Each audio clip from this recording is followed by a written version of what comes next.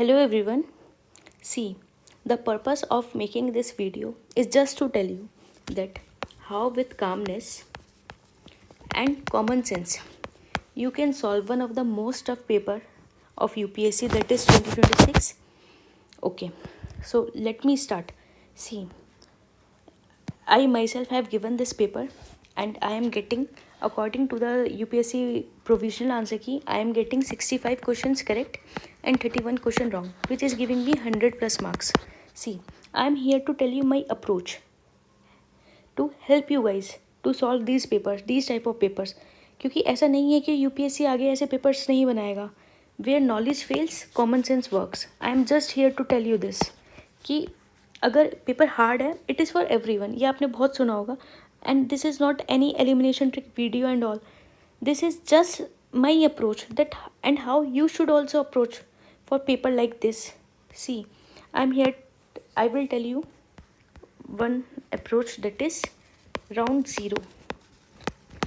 Whenever you see the paper, जब भी आपके हाथ में पेपर आता है, you have to start with round zero. इसमें आपको क्वेश्चंस पढ़ना नहीं है, सिर्फ ऊपर से देखना है ना.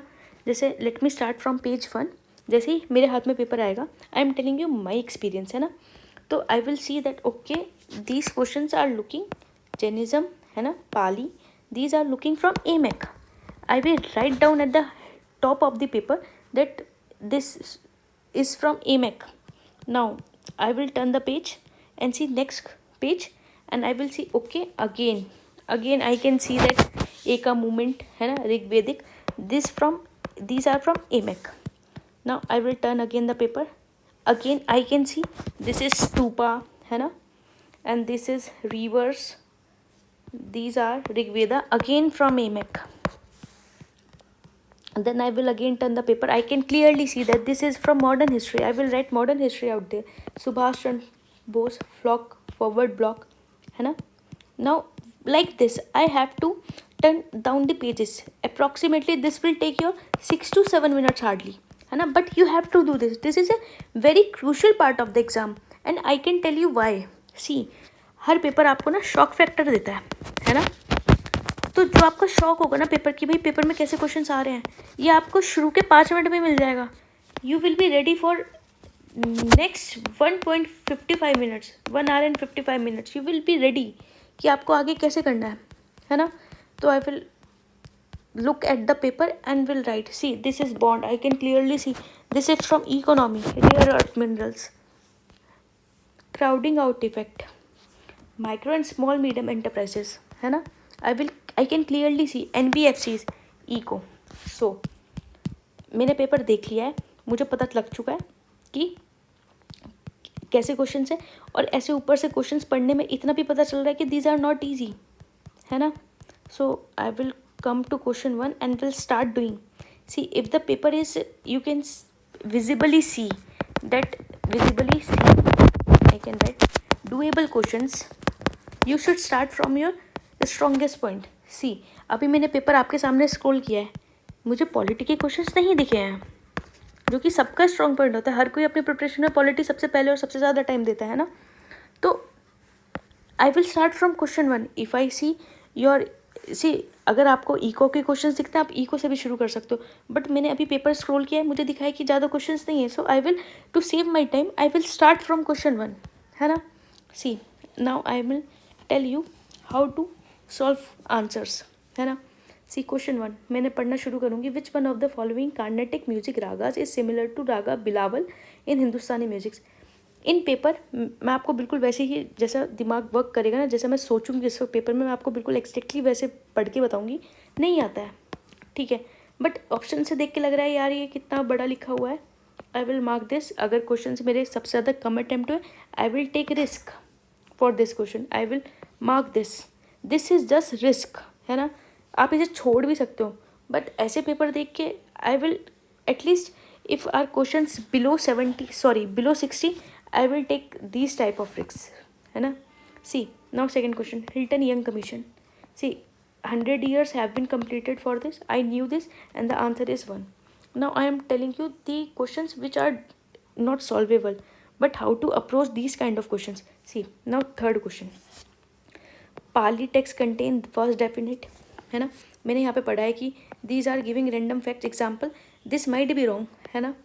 नाउ दिस ओके, मैंने पढ़ा है दिस माइट बी राइट, है ना. मैंने पूरा क्वेश्चन पढ़ लिया है. अब मैंने आगे देखा है कि ये तो पूछ ही नहीं रहा है कि इन दोनों में से कौन सा ठीक है. This is one of the shocked factor, है ना. ऐसे क्वेश्चन पहली बार पूछे गए हैं, है ना. तो अभी मैं क्या करूँगी, मैं इन्हें पढ़ूंगी कि ठीक है, और मेरी हाईलाइट में एकदम से बढ़ जाएगा associate.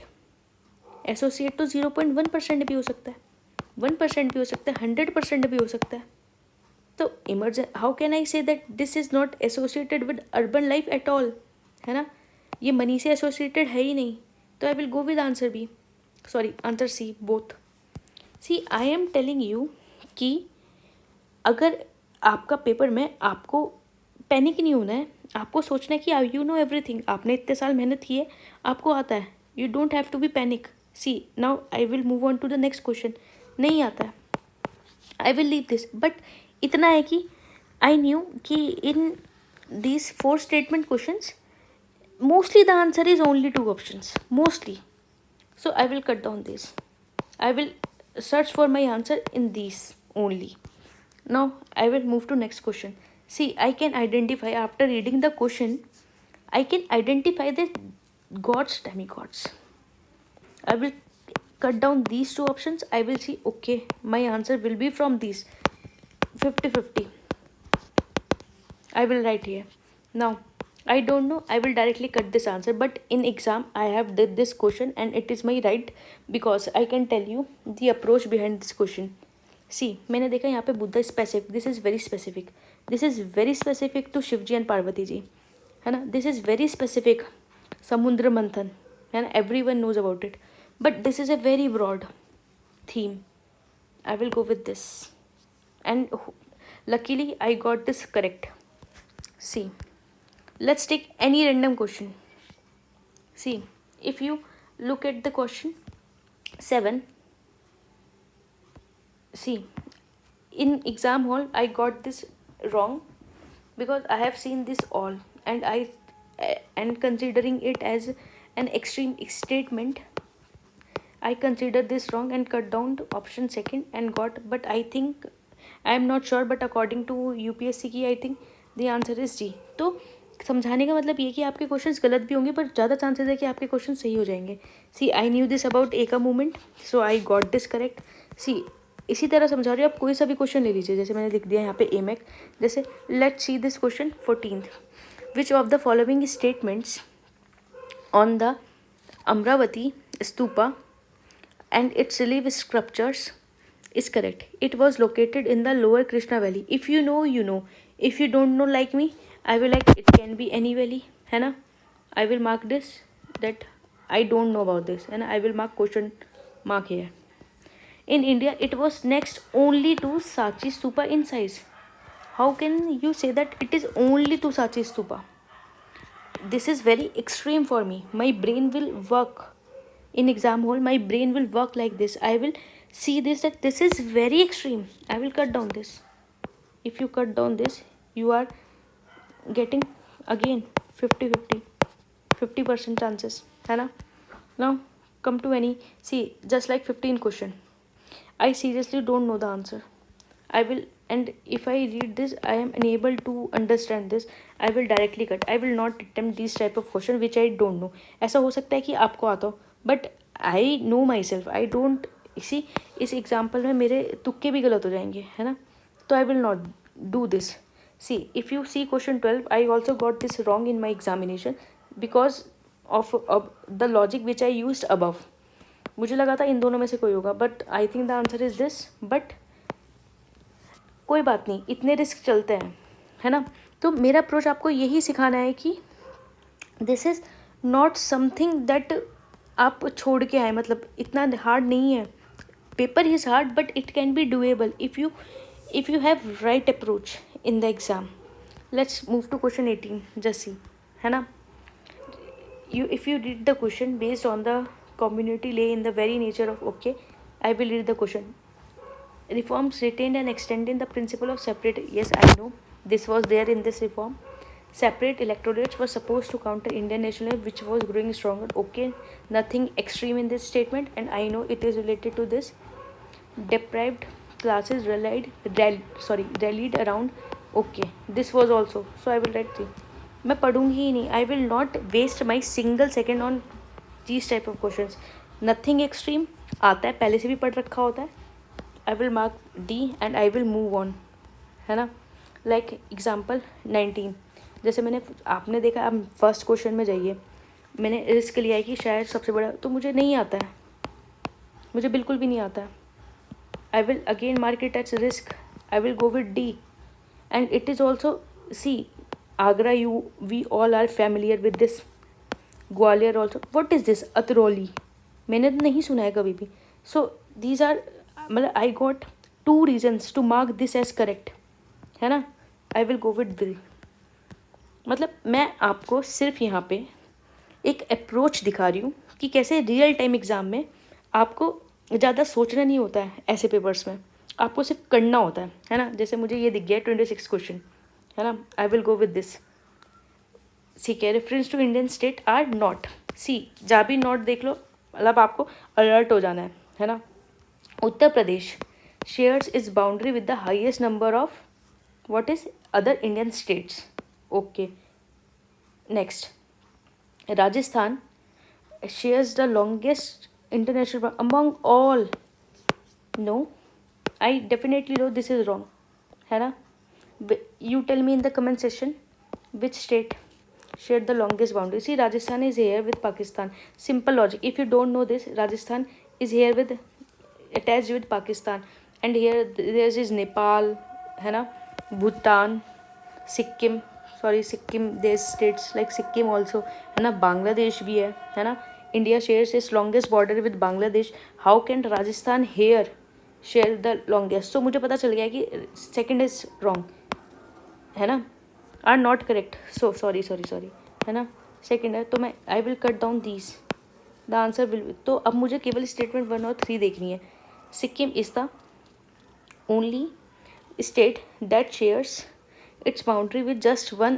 Okay, just one other. See, अभी मैंने पढ़ा था भूटान. अभी मैं ऐसे when I was thinking in the exam hall, अभी मैंने सिक्किम के बारे में खुद सोचा है. ठीक है, दिस माइट बी करेक्ट, है ना. Sorry, this might not be correct. This is the only state that share is boundary with just one. No, there is there is Nepal and there is Bhutan, है ना. तो it is sharing with 2. So this is also incorrect, है ना. तो I will सी. ऐसे questions में ना confusion काफ़ी ज़्यादा होता है. So I have to tell which are correct, which are not correct. So I will go with C, है ना. I am sorry, I am making this type of video. This is my first YouTube video. So I am trying to teach you in my best possible way, just to tell you how to solve this type of question in exam, है ना. Now let's come to 27th. Okay, which of the following with regard to the arrival of this at Doyang lake in Nagaland. चुके it, first of all हमें इतना समझना है कि UPSC में सामने से सब कुछ बता रहा है ना. In each year from Mongolia, वो हमें सब कुछ बता रहा है. अब हमें आगे पढ़ना है. It showcases how sustained local conservation efforts can, first of all can contribute to the arrival. Okay, very simple statement. This is correct. So first of all I will cut down these, क्योंकि भाई first तो correct होएगा ही ना. मतलब how can you not say that this is not showing the conservation efforts, है ना. Again 50-50. मैंने अभी आगे के 2 क्वेश्चंस पढ़े तक नहीं है, but I can be at the answer that ये 2 ही सही हो सकते हैं, क्योंकि मैंने यहाँ पे 1, 2 और 3 का ऑप्शन देखा ही नहीं है ना. वरना मैं ये सोचती, बट अभी मैंने ऑप्शंस देखे एकदम से, मुझे दिखा ये फर्स्ट नहीं है. ठीक है, it reflects. See, anything can be reflected. तो पहले तो ये आएगा, the global success of advance tracking technologies that guide migratory bird back to their stop over sites. Okay, it might be correct, it might be correct, might not be correct, है ना. It confirm. See, third is absolutely wrong. अब मैंने देखा है तो पहले से ही cut हो चुकी है. तो I will go with B here, है ना. I think according to the UPSC answer key the answer given is A. I am not sure, but अगर ऐसे क्वेश्चन गलत हो जाते हैं तो हो जाते हैं. आपका ये क्वेश्चन यहाँ पे गलत होएगा, बट बाकी जगह ठीक भी हो सकता है ना.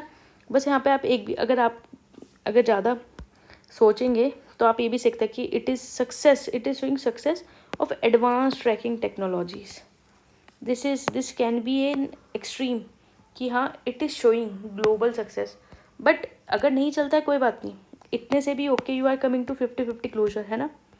Now if you see next question, now see Sagarmala program, है ना. द सागरमाला प्रोग्राम, सी अभी मैंने देखा, पढ़ना शुरू किया है मैंने देखा है कि ये कैसा पूछा गया है क्वेश्चन, है ना. तो पहले मैं इन स्टेटमेंट्स को पढ़ना पसंद करूँगी, सॉरी पढ़ना मतलब पहले मैं इनको पढ़ूँगी, है ना. Statement second, it is telling about statement second. Third, okay, validates effectiveness और strategy. Okay, it is related to statement 1 and it is validated, so I will write plus here, है ना. दीज आर कनेक्टेड, है ना, and complementing each other. Now statement third extends. Okay, statement third is also related to statement 1 in a positive way. Okay, statement 1 contradicts statement.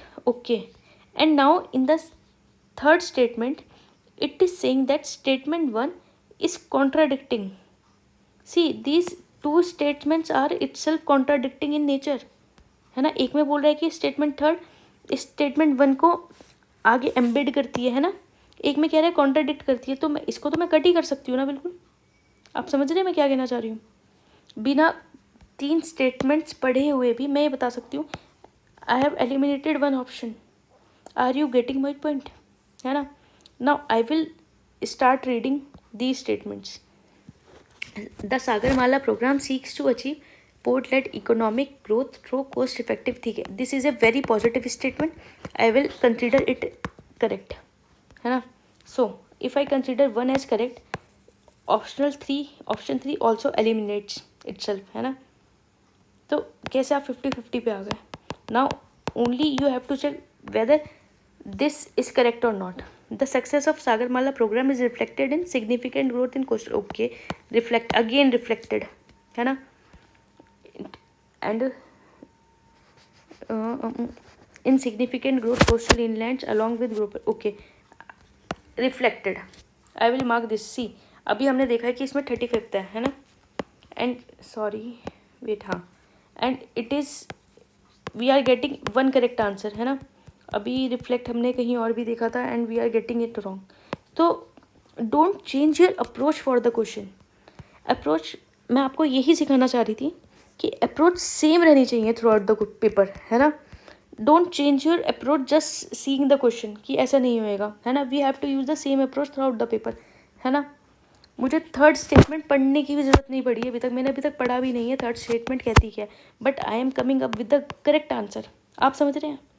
और ऐसा नहीं है कि अभी आफ्टर रिलीज ऑफ आंसर कि I am going to tell you. See I was preparing for mains, है ना, and right now I am preparing for upcoming mains. So I didn't get time for this, but right now I think that I should help everyone, है ना, when I am getting good marks. So just I am telling you, ये मैंने real exam में किया है ये सब, है ना.